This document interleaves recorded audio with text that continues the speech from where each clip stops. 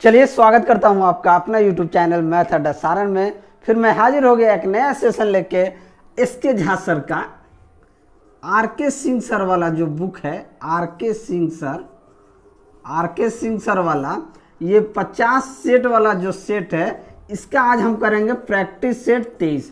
अगर आपने practice set 22 तक नहीं देखा है तो इसका प्लेलिस्ट बना हुआ है, आप वहां से जाकर देख सकते हैं। अगर आप हमारे चैनल पर नए हैं तो चैनल को सब्सक्राइब कर लीजिए और साथ ही साथ बेल आइकन को जरूर दबा लीजिए ताकि हम कोई भी वीडियो अपलोड करेंगे ना उसका सीधा नोटिफिकेशन आप तक पहुंचेगा।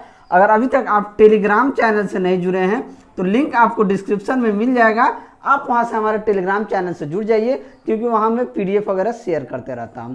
तो चलिए बिना टाइम वेस्ट किए क्लास को हम शुरू करते हैं। चलिए आज का पहला क्वेश्चन देखते हैं। पहला क्वेश्चन कह रहा है कि तीन संख्याओं का योगफल 116 है।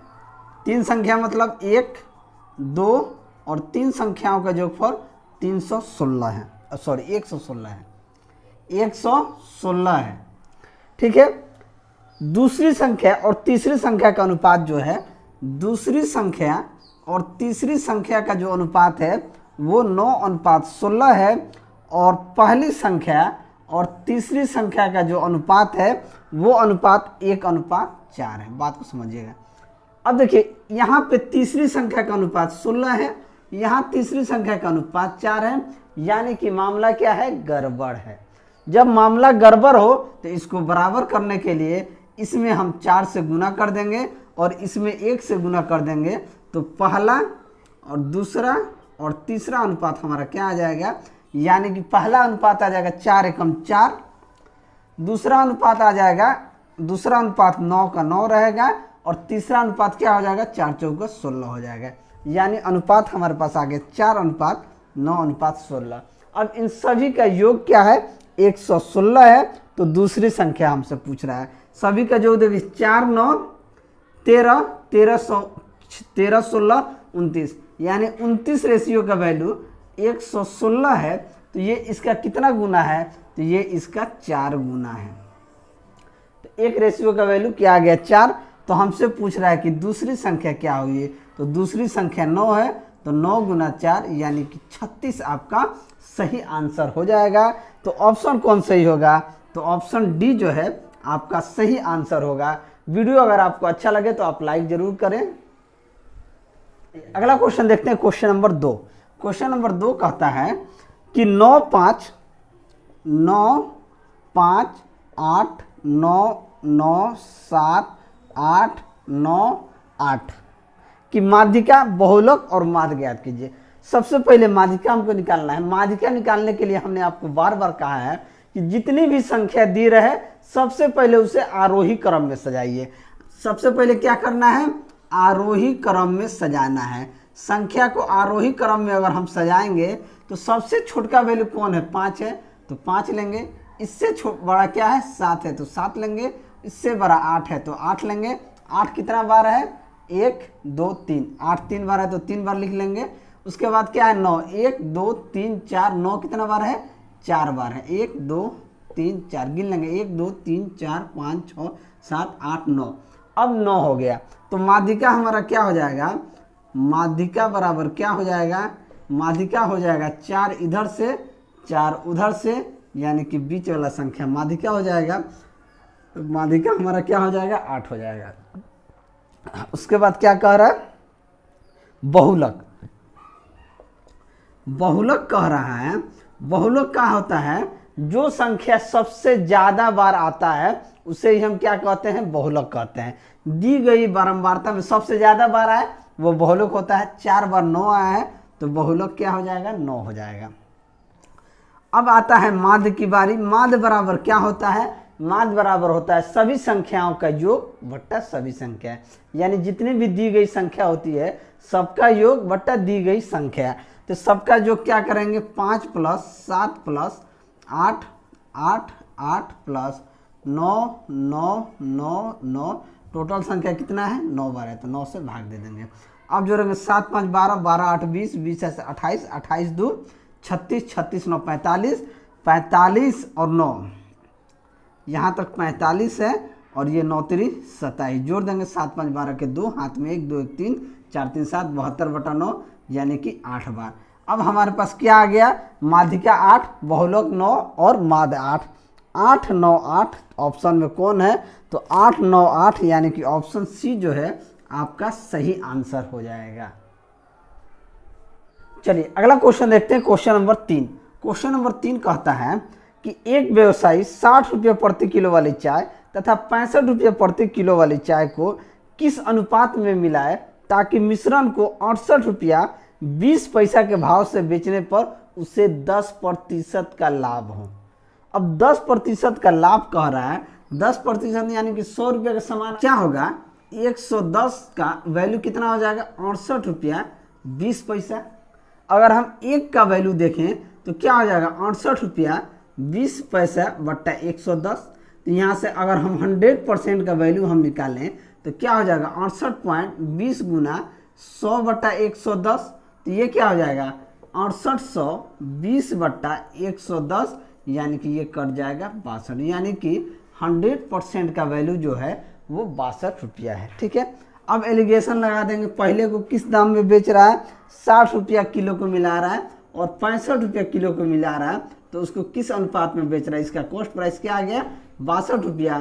तो 65 में से 62 गया 3 और 60 में से 62 गया 2, यानी कि ये किस अनुपात में मिला के बेच रहा है, तो 3:2 के अनुपात में क्या कर रहा है, मिला के बेच रहा है। तो ऑप्शन सी जो है आपका सही आंसर हो जाएगा। चलिए अगला क्वेश्चन देखते हैं, क्वेश्चन नंबर 4।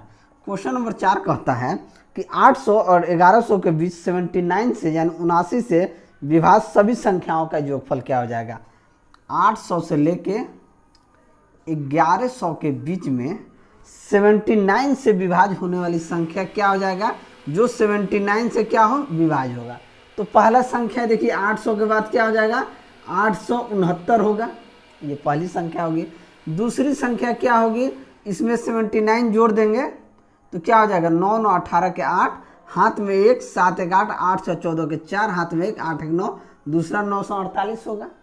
फिर 948 में अगर हम 79 जोड़ देंगे तो 8 9 17 के 7, हाथ में 1, 4 1 5, 7 5 12 के 2, हाथ में 1 और 9 1 10, 1027, यानी कि ये 3 ही संख्या होगी 800 से लेके 1100 के बीच में। अब इन सभी को जोड़ देंगे तो क्या हो जाएगा, 9 8 17, 17 7 24 के 4, हाथ में 2, 6 2 8, 8 4 12, 12 2 14 के 4, हाथ में 1, 8 1 9, 9 9 18, 18 के 8, हाथ में 1, 1 1 2, यानी कि 2844 रुपया क्या हो जाएगा, इन सभी संख्याओं का योग हो जाएगा। तो ऑप्शन बी जो है आपका सही आंसर हो जाएगा। चलिए अगला क्वेश्चन देखते हैं, क्वेश्चन नंबर 5। क्वेश्चन नंबर 5 कहता है कि साइन थीटा बट्टा cos theta plus cos theta बट्टा साइन थीटा का होल स्क्वायर का मान क्या होगा। अब देखिए नीचे क्या है, कॉस थीटा और साइन थीटा है, तो इसका एलसीएम क्या हो जाएगा, cos theta into sine theta. अब कॉस से कॉस कट जाएगा तो ये गुना क्या हो जाएगा, sign square theta plus sign से साइन कटेगा तो कॉस का स्क्वायर थीटा का होल स्क्वायर। हम जानते हैं कि sine square theta plus cos square theta का मान क्या होता है, 1 होता है।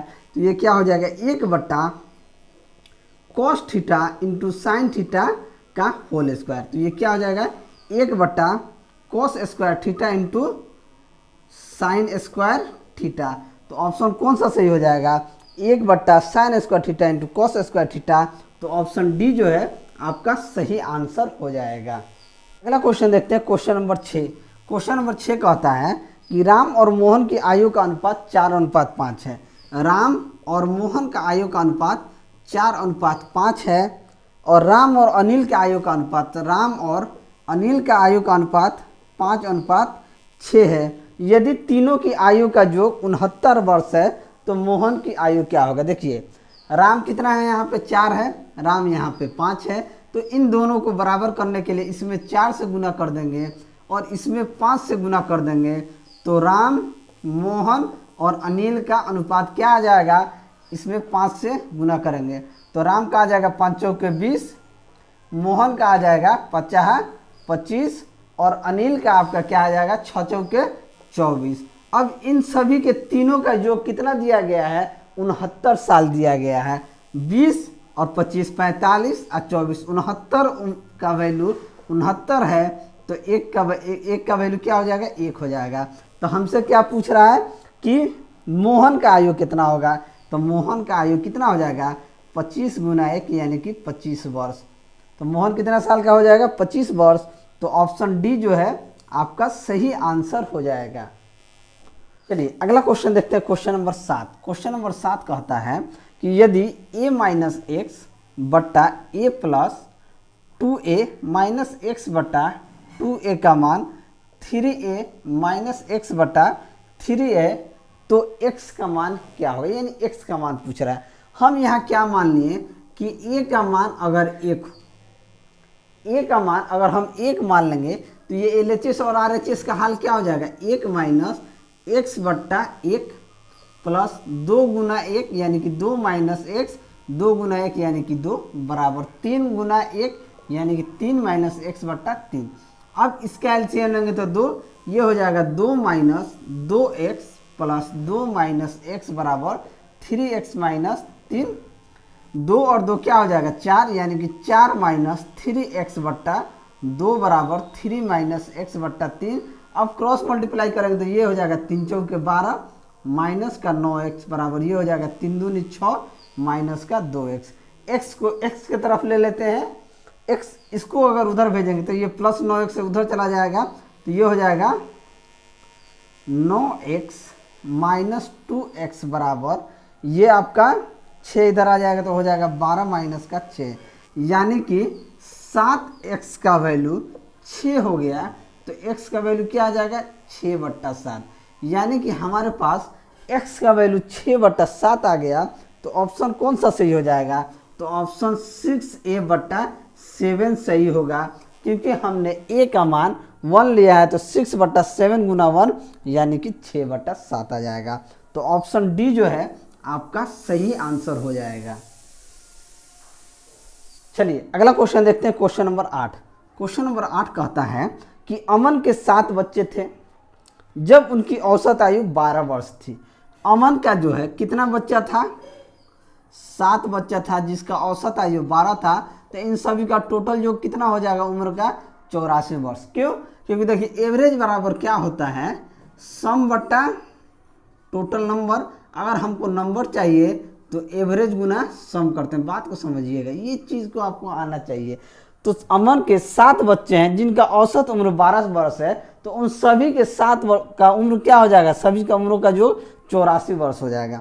अब क्वेश्चन में कह रहा है कि 6 वर्ष का बच्चा मर गया। अगर एक 6 वर्ष का बच्चा मर गया तो बचे हुए 6 बच्चों की औसत आयु क्या हो जाएगा। एक 6 वर्ष का लड़का है जो मर गया, तो अब इसका उम्र क्या हो जाएगा, 14 में 6 गया 8, ये हो जाएगा 7। तो पहले कितना बच्चा था, तो पहले बच्चा 7 था, तब इसका औसत उम्र का योग क्या था 84 था। अब 78 योग हो रहा है तो उनका औसत क्या हो जाएगा, तो एवरेज बराबर हो जाएगा 78 बट्टा 6 यानी कि क्या हो जाएगा 14। तो 14 आपका सही आंसर हो जाएगा। तो ऑप्शन कौन सा सही होगा, सॉरी 13। 78 बटा 6 क्या हो जाएगा 13 6 78। तो इन सभी का योग क्या हो जाएगा 13 वर्ष हो जाएगा उसका औसत। तो ऑप्शन बी जो है आपका सही आंसर हो जाएगा। चलिए अगला क्वेश्चन देखते हैं, क्वेश्चन नंबर 9। क्वेश्चन नंबर 9 कहता है कि एक बेलन तथा शंकु के आधार की त्रिज्या और ऊंचाई क्या है, समान है। त्रिज्या क्या है, त्रिज्या r समान है और ऊंचाई h समान है। दोनों का यानी कि बेलन का और शंकु का समान है। तो हमसे उसके आयतन का अनुपात पूछा है, अनुपात हमसे पूछा है। तो क्या है, बेलन का आयतन क्या होता है, बेलन का आयतन बट्टा शंकु का आयतन, शंकु का आयतन। अब देखिए बेलन का आयतन होता है पाई r स्क्वायर h और शंकु का आयतन होता है 1/3 पाई r स्क्वायर h। यहाँ पे त्रिज्या भी समान है, ऊंचाई भी समान है, तो बस ये कट जाएगा, ये 3 चला जाएगा ऊपर, यानी कि 3/1। तो इन दोनों का अनुपात क्या हो जाएगा 3:1 हो जाएगा। तो ऑप्शन बी जो है आपका सही आंसर हो जाएगा। अगला क्वेश्चन देखते हैं, क्वेश्चन नंबर 10।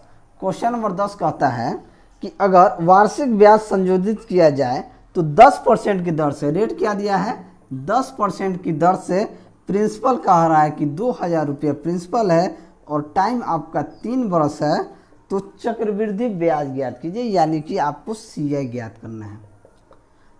देखिए 10% का मतलब होता है कि 10/100 यानी कि 1/10।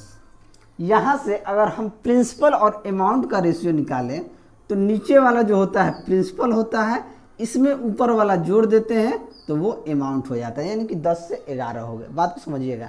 ये प्रक्रिया कितने साल की है 3 वर्ष की, तो इसे 3 बार लिखेंगे 10 से 11, 10 से 11, ये हो जाएगा 1000, ये हो जाएगा 1331। अब देखिए प्रिंसिपल हमारे पास कितना दिया है 2000, तो प्रिंसिपल को 2000 करेंगे तो 2 से गुना करेंगे तो ये कितना हो जाएगा 2000, तो अमाउंट में भी 2 से गुना करेंगे तो ये हो जाएगा 2 एकम 2, 2 3 6, 2 3 6, 2 एकम 2, 2600। तो CI क्या होता है, CI होता है प्रिंसिपल माइनस अमाउंट। क्या होता है, sorry, amount minus principal. Amount कितना है 2662 रुपया है और इसमें से 2000 घटा देंगे तो कितना CI आ जाएगा 662 रुपया हमारा CI आ जाएगा। तो ऑप्शन कौन सा सही होगा, तो ऑप्शन C जो है आपका सही आंसर हो जाएगा।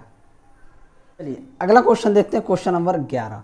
क्वेश्चन नंबर 11 क्या कहता है, यदि अल्फा और बीटा समीकरण x² minus bx plus c बराबर 0 के मूल है तो alpha cube plus beta cube का मूल क्या होगा, यानी कि alpha cube plus beta cube के मूल क्या होगा। अब देखिए हम क्या जानते हैं कि अल्फा प्लस बीटा बराबर क्या होता है माइनस का b/a, यही होता है, और अल्फा इंटू बीटा होता है c/a।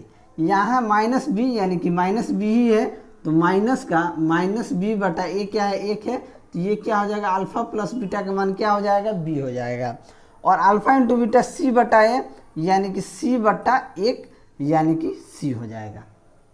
ठीक है। अब देखिए हम जानते हैं कि a प्लस बी का होल क्यूब क्या होता है a cube plus b cube plus 3ab into a plus B. अब देखिए अब हमको क्या निकालना है, alpha cube plus beta cube का मान निकालना है। अगर इसको यहीं रहने दें तो alpha cube plus beta cube का मान क्या हो जाएगा, अल्फा प्लस बीटा का whole cube minus 3 alpha beta into alpha plus beta.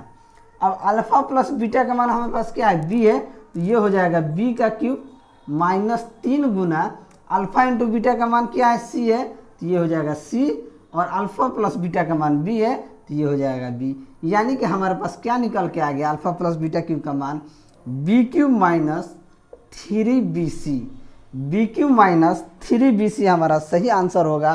तो ऑप्शन कौन सा सही हो जाएगा, तो ऑप्शन डी आपका सही आंसर हो जाएगा। चलिए अगला क्वेश्चन देखते हैं, क्वेश्चन नंबर 12। क्वेश्चन नंबर 12 कहता है कि एक मकान की कीमत 40,000 रुपया है। एक मकान की जो कीमत है वो 40,000 रुपया है और उसमें रखे सामान की कीमत 15,000 है, यानी इसमें सामान जो रखा है उसका कीमत 15,000 रुपया है।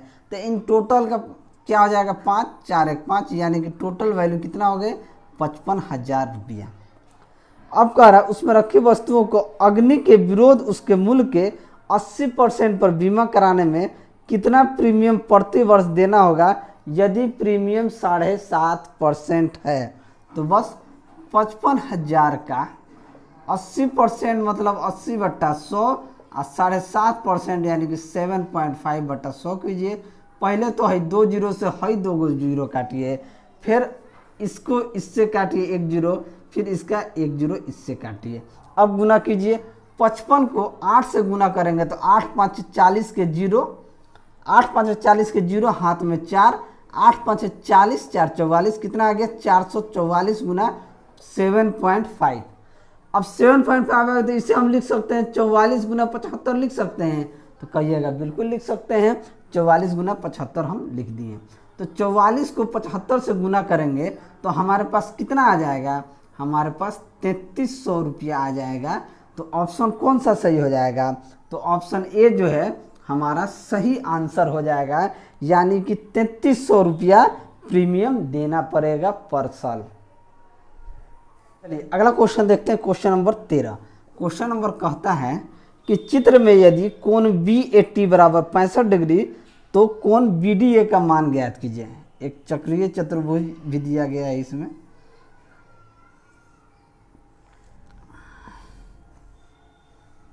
इस तरीके से दिया है, ये वैल्यू B है, ये T है, A है और ये T है, ये P है, ये C है और D है। कह रहा है कोण BAT का मान 65 डिग्री।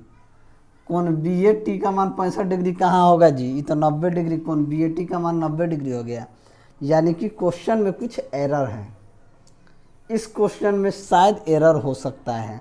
कोण BAT का मान अगर 65 डिग्री होगा, 65 डिग्री कहाँ से होगा? इसका तो मान अगर ये परपेंडिकुलर है तो इसका मान तो 90 डिग्री ना होगा, 65 डिग्री कैसे कर दिया? इस क्वेश्चन को हम देखेंगे, ठीक है। इस क्वेश्चन को फिलहाल एरर लिख के आगे बढ़ते हैं। इस पे आप भी थोड़ा सा सर्च कीजिएगा, थोड़ा सा देखिएगा, इसको हम बाद में देख लेंगे, ठीक है। चलिए अगला क्वेश्चन देखते हैं, क्वेश्चन नंबर 14। क्वेश्चन नंबर 14 कहता है कि 10 रुपया में 11 की दर से कुछ टॉफियाँ खरीदी गई और उतनी ही रुपया 10 रुपया में 9 की दर से खरीदी गई। यदि सभी टॉफियों 1 रुपया प्रति टॉफी की दर से बेची गई तो व्यवहार में हानि मुनाफा का प्रतिशत ज्ञात कीजिए। इस तरह के प्रश्न को हम रुपया बट्टा वस्तु में करते हैं। रुपया बट्टा वस्तु, ये चीज़ याद रखिएगा। रुपया क्या है? पहले देखिए कॉस्ट प्राइस और सेलिंग प्राइस का रेशियो निकालें तो देखिए 10 रुपया में 11 की दर से खरीदा गया, फिर 10 रुपया में 9 की दर से खरीदा गया और इसे एक, ये कितना वस्तु हो गया? 2 वस्तु, 2 को 1 रुपया प्रति के हिसाब से बेचा गया।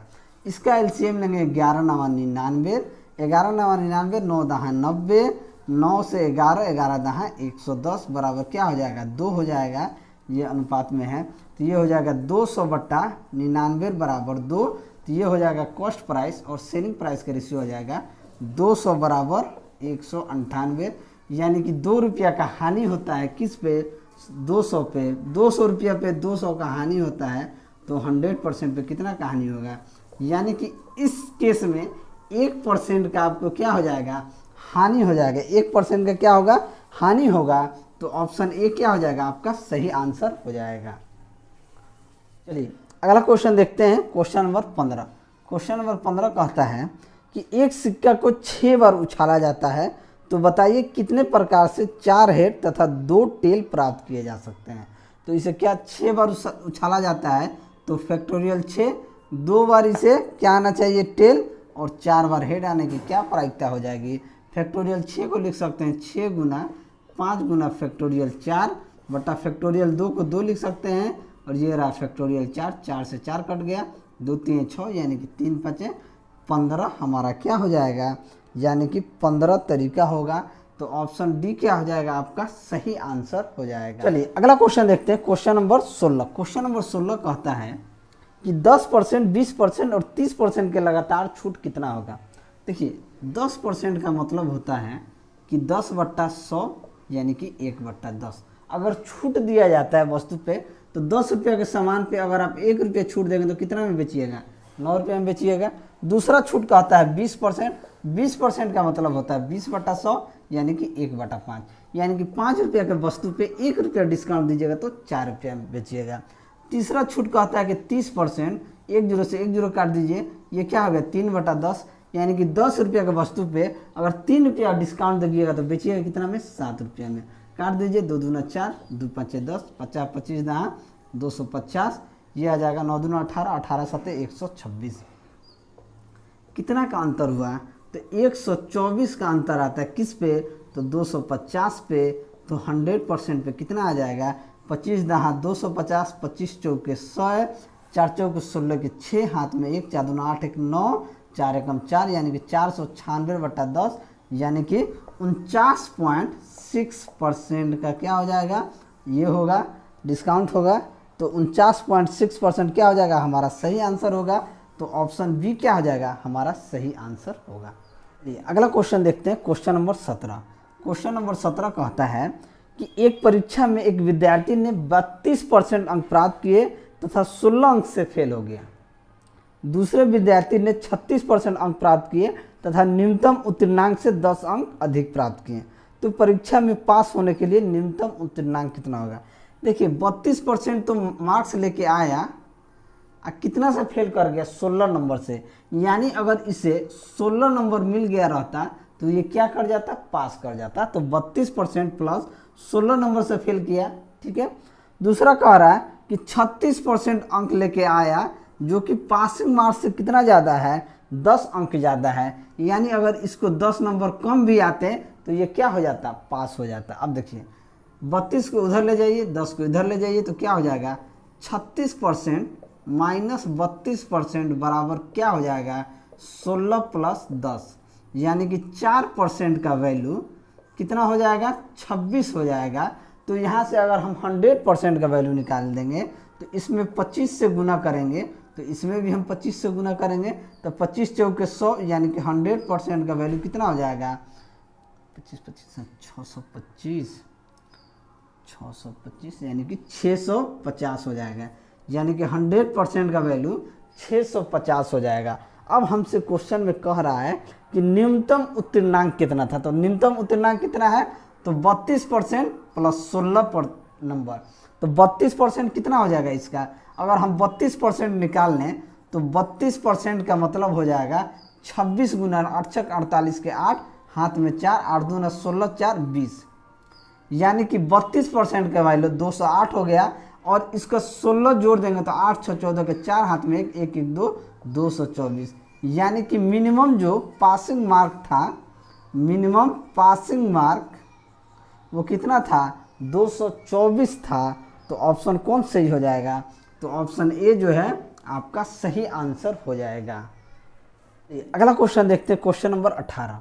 क्वेश्चन नंबर 18 कहता है कि एक व्यक्ति एक निश्चित गति से चलता है और अपनी मंजिल पर 1 घंटा 40 मिनट में पहुंच जाता है, जो 6 किलोमीटर दूर है। यदि उसने दौड़कर यह दूरी 1 घंटा 20 मिनट में तय की होती तो गति में कितना अंतर होता।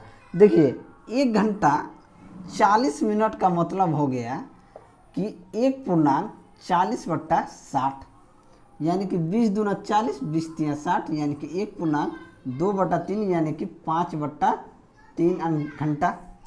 1 घंटा 20 मिनट का मतलब हो गया कि 1.20/60, यानी कि 20 तिया 60, 1.1/3, यानी कि 3 3 1 4/3 घंटा। अब क्या हो जाएगा, यहाँ v बराबर हो जाएगा v2 माइनस v1। v2 हमारा क्या है, v2 हमारा हो जाएगा एक दूरी कितना है, डिस्टेंस, तो 6 ये हो जाएगा आपका 5, v2 v1 ये है और v2 ये है, तो ये हो जाएगा 4/3 माइनस 6/5/3, ये 3 चला जाएगा ऊपर, यानी कि 36 18/4 माइनस 36 18/5। अब इन दोनों के एलसीएम लेंगे, 4 और 5 के एलसीएम क्या होता है, 20 होता है। 4 5 20, 18 5 90, 90 माइनस 5 को 20, 18 चौक 72, यानी कि ये कितना आ गया, 18/20। 18/20 का मतलब 2 9 18, 2 दहा 10, यानी कि 9/10, यानी कि 0.9 किलोमीटर प्रति घंटा हो जाएगा। तो ऑप्शन कौन सा सही हो जाएगा, तो ऑप्शन बी जो है आपका सही आंसर हो जाएगा। चलिए अगला क्वेश्चन देखते हैं, क्वेश्चन नंबर 19। क्वेश्चन नंबर 19 कहता है कि एक थैले में 5 हरी और 7 लाल गेंद हैं, ठीक है। 2 गेंदों को एक साथ निकाला जाता है, तो इसकी क्या प्रायिकता होगी कि 1 हरी और शेष लाल हो। 5 क्या है, हरा गेंद है, और 7 क्या है, लाल गेंद है। अब देखिए टोटल प्रायिकता क्या होती है, प्रोबेबिलिटी होती है शर्त बटा टोटल संख्या। शर्त क्या है, शर्त ये है कि 1 गेंदा निकालना है, तो 5 में से अगर 1 हरा निकालने की प्रायिकता क्या हो जाएगी, 5C1, और बाकी निकालने के प्रायिकता, बाकी बोला है क्वेश्चन में, बाकी मतलब क्या, 1 हरा 1 लाल है, तो बाकी क्या हो जाएगा, लाल हो जाएगा, तो इसको निकालने की प्रायिकता हो जाएगी 7C1। और टोटल कितना है, 7 5 12, गेंदा कितना निकालना है, 2, तो तरीका हो जाएगा 12C2। अब हम जानते हैं कि NC1 का वैल्यू क्या होता है, n होता है, तो ये हो जाएगा 5 गुना 7, और NC2 का वैल्यू क्या होता है, NC2 का वैल्यू होता है n इंटू n माइनस 1/2, तो तो 12C2 का वैल्यू क्या हो जाएगा, 12 माइनस 11/2 यानी 2 छक 12, 11 छक 66, ये हो जाएगा 66। तो 7 5 35/66 आपका क्या हो जाएगा, सही आंसर हो जाएगा। 35/66 आपका सही आंसर होगा। तो ऑप्शन ए जो है आपका सही ऑप्शन हो जाएगा। चलिए अगला क्वेश्चन देखते हैं, क्वेश्चन नंबर 20। क्वेश्चन नंबर 20 कहता है कि एक 200 मीटर लंबी रेलगाड़ी 75 किलोमीटर प्रति घंटा की औसत चाल से जा रही है। एक दूसरी रेलगाड़ी जो 250 मीटर लंबी है 35 किलोमीटर प्रति घंटा की औसत चाल से पहले रेलगाड़ी की विपरीत दिशा से आ रही है। दोनों रेलगाड़ी कितने समय बाद एक दूसरे को पार कर जाएंगी। देखिए क्वेश्चन को समझिएगा, एक रेलगाड़ी है ये, इसका लंबाई कितना है, 200 मीटर है, 200 मीटर है। ये 75 किलोमीटर प्रति घंटा के स्पीड से मान लीजिए इधर जा रही है, इधर जा रही है। एक दूसरी ट्रेन है जो 250 मीटर लंबी है। देखिए भावना को समझिएगा, ठीक है। ये जो है कितना है, 250 मीटर लंबी है। ये आपका 35 किलोमीटर प्रति घंटा के स्पीड से क्या आ रही है, इधर से आ रही है। एक समय ऐसा आएगा कि ये रेल यहाँ पे आ जाएगी, बात को समझिएगा, ये रेल यहाँ पे आ जाएगी तो ट्रेन के दोनों लंबाई क्या हो जाएगा, जुड़ जाएगा, और इसका स्पीड और इसका स्पीड क्या हो जाएगा, जुड़ जाएगा। तो ये क्या करे, एक दूसरे को कितना देर में पार करेगी, तो इन दोनों का चाल जुड़ जाएगा और इन दोनों की लंबाई जुड़ जाएगी। लंबाई जो होती है ट्रेन की वही दूरी होती है ट्रेन वाला प्रश्न, इस चीज़ को ध्यान में रखिएगा। हम जानते हैं कि समय बराबर क्या होता है, डिस्टेंस बट्टा स्पीड, यही होता है, यानी कि दूरी बट्टा चाल। समय निकालने के लिए हम क्या करते हैं, दूरी बट्टा चाल। अब देखिए दूरी हमारी क्या हो जाएगी, डिस्टेंस अगर पूछा जाएगा तो डिस्टेंस यहाँ पे हो जाएगा 200 प्लस 250 यानी कि 450 मीटर। ट्रेन की लंबाई हमारे पास मीटर में दिया है और ट्रेन का जो चाल दिया है वो किलोमीटर प्रति घंटा में दिया है। तो इसे भी चाल को, स्पीड को मीटर पर सेकंड में पहले बदलेंगे। 75 प्लस 35 कितना होता है, 5 5 10 के 0 हाथ में 1 7 का 8 3 11 110 किलोमीटर प्रति घंटा है। अब किलोमीटर प्रति घंटा को मीटर पर सेकंड में बदलने के लिए हम क्या करते हैं, 5/18 से गुना करते हैं तो 110 गुना 5/18 हो जाएगा। अब 5/18 से गुना करेंगे तो क्या कटेगा, नहीं कटेगा। जब नहीं कटेगा तो 2 से एक बार काट दीजिए, 2 9 18, 2 से कट जाएगा 55 बार में। अब इसको गुना कर दीजिए, 50 25 के 5, हाथ में 2, 50 25 2 27, यानी कि 275/9 मीटर पर सेकेंड। बस समय निकाल दीजिए, समय बराबर दूरी बट्टा 4, यानी कि 450/275/9। ये 9 कहाँ चला जाएगा, ऊपर चला जाएगा। अब काट दीजिए 25, 7 2 9 9 5 14 नहीं कटेगा। अब देखिए इसे काट देंगे क्या, हम 5 से पहले काटते हैं। 50 25 55 बार में जाएगा, 5 से इसे काट देंगे तो ये चला जाएगा 15 45 90 बार में। 5 से ये चला जाएगा 11 बार में, 5 से ये चला जाएगा 18 बार में। ठीक है, अब इसके आगे नहीं कटने वाला है तो 18 नवा कितना होता है, 18 नवा हो जाता है 162/11। तो हमारा समय कितना हो जाएगा, 11 एकम 11, 11 एकम 11, 11 चौक 44, यानी कि 14 सेकेंड के आसपास क्या हो जाएगा, हमारा आंसर हो जाएगा। तो एक दूसरे को पार करने में 14 पॉइंट कुछ सेकेंड, यानी कि हम कह सकते हैं कि इसे पार करने में 15 सेकेंड लगेंगे। क्या लगेंगे, 15 सेकेंड लगेंगे। तो ऑप्शन ए जो है आपका सही आंसर हो जाएगा। चलिए अगला क्वेश्चन देखते हैं, क्वेश्चन नंबर 21। क्वेश्चन नंबर 21 कहता है कि निम्न में से 71 से विभाजित होने वाले 4 अंकों की न्यूनतम संख्या कौन सी होगी। तो 71 से विभाज्य होने वाले ऑप्शन ए उठाते हैं। Option A 1065। 1065 को अगर हम 71 से भाग देते हैं तो 71 एकम 71, 6 में से 1 गया 5 और 10 में से 7 गया 3, 355। इसे 5 बार में देते हैं तो 5 एकम 5, 5 7 35। ये तो पहल के कट गया। जब पहल के कट गया तो ऑप्शन ए क्या हो जाएगा, आपका सही आंसर हो जाएगा। चलिए अगला क्वेश्चन देखते हैं, क्वेश्चन नंबर 22। क्वेश्चन नंबर 22 कहता है कि इंद्र और चंद्र अकेले एक काम को क्रमशः 20 तथा 80 दिन में समाप्त कर सकते हैं। इंद्र एक काम को 20 दिन में समाप्त कर सकता है, और चंद्र जो है एक काम को 80 दिन में समाप्त कर सकता है। इंद्र काम शुरू करता है, 3 दिन काम करता है और 5 दिनों के लिए छुट्टी ले लेता है, जिसके दौरान चंद्र काम जारी रखता है। ठीक है, कार्य पूरा होने तक यह काम जारी रहता है। कार्य पूरा करने में कुल कितने दिन लगे ये बताना है। इन दोनों का अगर हम एलसीएम देखें तो 80 हमारा एलसीएम हो जाएगा। इंद्र का काम देखें तो 80/20 यानी कि 4, इसकी क्षमता क्या हो जाएगी 4। चंद्र की क्षमता देखें तो 1। अब देखिए, अब इंद्र जो है 3 दिन काम करता है। इंद्र जो है अगर 3 दिन 4 के एफिशिएंसी से काम कर दिया तो कितना काम कर दिया 12 काम कर दिया, यानी कि 80 में से 12 काम कर दिया तो काम कितना बच गया 68 बच गया। अब इस 68 काम को कौन कर रहा है, चंद्र जो है कंटिन्यू करता है। ये क्या कर लिया, इंद्र जो है 5 दिन की छुट्टी ले लिया। अब देखिए क्वेश्चन में कह रहा है कि जिसके दौरान चंद्र काम जारी रखता है, यानी कि जब इंद्र काम 3 दिन कर दिया तो 5 दिन की छुट्टी ले लिया, इसके दौरान चंद्र जो है काम को जारी रखता है। बात को समझिएगा। और कार्य पूरा होने तक यह काम जारी रहता है। कार्य पूरा होने में कुल कितने दिन लगता है। ठीक है, अब देखिए इसका मतलब है कि इंद्र जो है 3 दिन काम करता है, 5 दिन छुट्टी रहता है, यही प्रोसेस है। अगर इंद्र 3 दिन काम किया, फिर चंद्र जो है 1 के एफिशिएंसी से 5 दिन काम करेगा तो कितना काम करेगा, तो 3 यूनिट काम करेगा।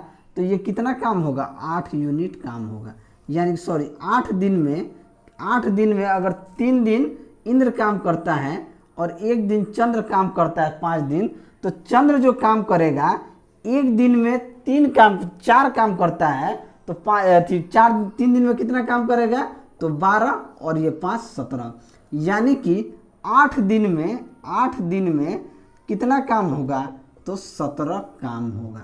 ठीक है, जब इंद्र 12 यूनिट काम कर दिए, बचा है इतना, तो ये काम कितना दिन में हो जाएगा 17 चौके 68, तो इसमें भी 4 से गुना कर देंगे, यानी कि 32 दिन में ये बचा हुआ 68 काम हो जाएगा। जब 32 दिन में बचा हुआ 68 काम हो जाएगा तो 3 दिन पहले भी तो इंद्र काम किया है, तो टोटल कितना दिन लगेगा, टोटल डे जो लगेगा 32 + 3 यानी कि 35 दिन लगेगा। क्या लगेगा 35 दिन लगेगा। तो ऑप्शन बी जो है आपका सही आंसर हो जाएगा। चलिए अगला क्वेश्चन देखते हैं, क्वेश्चन नंबर 23। क्वेश्चन नंबर 23 कहता है कि एक नदी के किनारे सड़क थी। 2 मित्र घूमने निकले तथा स्थान ए से चलकर बी पर स्थित मंदिर तक जाकर वापस ए पर लौटे। एक 12 किलोमीटर प्रति घंटा की चाल से साइकिल पर जाता है तथा दूसरा 10 किलोमीटर प्रति घंटा की चाल से एक नाव से जाता है। यदि नदी का बहाव 4 किलोमीटर प्रति घंटा हो तो दोनों मित्रों में से पहले ए पर कौन लौटेगा। देखिए मान लीजिए यहाँ ए है, ये स्थान बी है, ये ए है, बी है, ए से जा रहा है बी पे, बी से आ रहा है ए पर।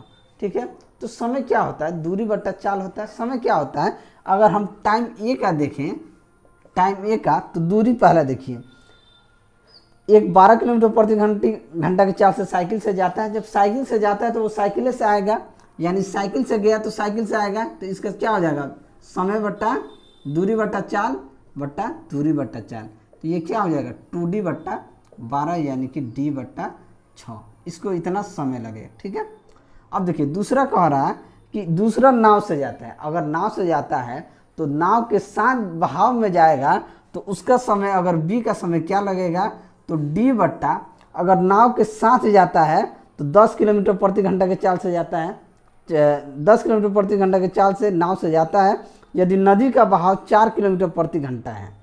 अब देखिए पहला जाएगा तो नदी के बहाव के साथ जाएगा, तो इसका चाल और नदी का बहाव का चाल कितना हो जाएगा 14 किलोमीटर हो जाएगा। और जब रिटर्निंग आएगा तो इधर से तो नदी बह रहा है, उधर 10 किलोमीटर प्रति घंटा की चाल से आएगा और इधर से 4 किलोमीटर प्रति घंटा से उधर बहाव में जाएगा, तो उसका चाल क्या हो जाएगा D/6 हो जाएगा। अब इसका एलसीएम ले लेंगे 84, 14 × 84 यानी कि 6D + 14D यानी कि 20D/84, 4 से काट दीजिए, 4 × 5 = 20, 4 से कट जाएगा 21 यानी कि 5D/21। अब इन दोनों का अनुपात पूछ रहा है, यानी कि TA अनुपात TB का पूछ रहा है। तो पहला अनुपात क्या है D/6 बराबर 5d/21। डी से डी कट गया, ये चला जाएगा 21:6×5=30। ये है 3×7=21, 10। यानी कि सबसे पहले कौन आएगा, यानी कि जो पहले साइकिल से जाएगा वही सबसे पहले आएगा। तो साइकिल से जाने वाला, तो ऑप्शन बी क्या हो जाएगा, आपका सही आंसर हो जाएगा।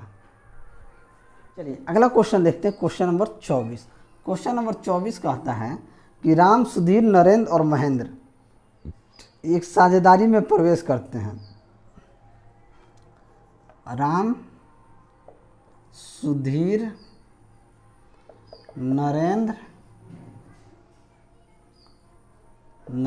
और महेंद्र एक साझेदारी में प्रवेश करते हैं। राम 10,000 रुपया 8 महीना के लिए लगाता है। राम जो है 10,000 रुपया 8 महीना के लिए लगाता है। सुधीर जो है 12,000 रुपया 10 महीना के लिए लगाता है। और नरेंद्र 7,500 रुपया 8 महीना के लिए लगाता है। और महेंद्र 15,000 रुपया 4 महीना के लिए लगाता है। अगर 14,000 लाभ में से नरेंद्र का हिस्सा क्या होगा। सबसे पहले काट पीट कर लेते हैं। 3 गो जीरो दिख रहा है, पहले 2 गो जीरो दिख रहा है, 2 0 2 0 2 0 2 0। 4 से कटेगा, 4 से नहीं कटेगा, 2 से काटिए, 2 से काट देते हैं। 2 चौके 8, 2 5 10, 2 चौके 8, 2 दूनी 4। 25 से नहीं कटेगा, 15 से 5 से काटिए, 5 से कट जाएगा ये 30 बार में, 5 से कट जाएगा ये 15 बार में, 5 से कटेगा ये 5 दूनी 10, 5 चौके 20, 24 बार में, 5 से कटेगा ये 20 बार में। यानी इसका रेशियो क्या आ गया, 20। अब इसको गुना करते हैं, 20 चौके 80, 24 5 120, 15 चौके 60 और 30 दूनी 60। 0 0 0 0, 2 चौके 8, 2 छक 12, 2 3 6, 2 3 6, यानी 4:6:3:3 आ गया। अब हमसे पूछ रहा है नरेंद्र का, यानी कि नरेंद्र का हिस्सा जो है वो क्या होगा। 6 4 10, 10 3 13, 13 3 16, यानी कि 3/16 गुना फ़ायदा इन लोगों का कितना होता है, तो 14,000 रुपया लाभ होता है। तो 14,000 लाभ होता है। ठीक है, टोटल कितना हो गया, 6 4 10, 3 13 3 16, काट दीजिए। 4 चौके 2 8 16, 2 8 16 हो गया, 2 7 14, यानी कि 7,000, 7 3 21,000, 7 3 21,000/8, यानी 21,000/8, यानी कि 2625 रुपये क्या हो जाएगा, नरेंद्र का हिस्सा हो जो होगा 2625 रुपया। तो ऑप्शन बी क्या हो जाएगा, आपका सही आंसर हो जाएगा। चलिए अगला क्वेश्चन, और ये अंतिम क्वेश्चन है, क्वेश्चन नंबर 25। क्वेश्चन नंबर 25 कह रहा है कि दिया गया पाई चार्ट दिसंबर 2017 तक के भारत के विभिन्न बैंकों द्वारा संशोधित गैर निष्पादित एनपीए के बारे में जानकारी देता है। किसके बारे में जानकारी देता है, एनपीए के बारे में जानकारी देता है। ठीक है, ए 30%, बी 25%, सी 15%, डी 5%, ई 20%, ई जो है 20%। बात को समझिएगा, थोड़ा सा पाई चार्ट इधर उधर होता है, यहाँ आपको दिख रहा होगा सही से। अब हमसे पूछ रहा है यदि सभी बैंकों के अंतर्गत कुल एनपीए 300 लाख करोड़ है, तो दिसंबर 2017 तक बैंक डी के अंतर्गत, यानी बैंक डी के अंतर्गत एनपीए कितना करोड़ में है। 300 करोड़ टोटल है, डी में कितना परसेंट है, 5%, मतलब कि 5/100, 2 0 से 2 0 और गया, यानी कि 15 करोड़ एनपीए हो जाएगा। तो ऑप्शन कौन सा सही होगा, तो ऑप्शन बी जो है आपका सही आंसर हो जाएगा। ठीक है, चलिए आज के लिए इतना ही। अगर मेरा वीडियो आपको अच्छा लगा हो तो वीडियो को लाइक करें, दोस्तों में शेयर करें। अगर आप हमारे चैनल पर नए हैं तो चैनल को सब्सक्राइब करें। मैं ऐसे ही वीडियो लेके आपके सामने हाजिर होता रहूँगा। चलिए मिलते हैं अगले वीडियो में, तब तक के लिए।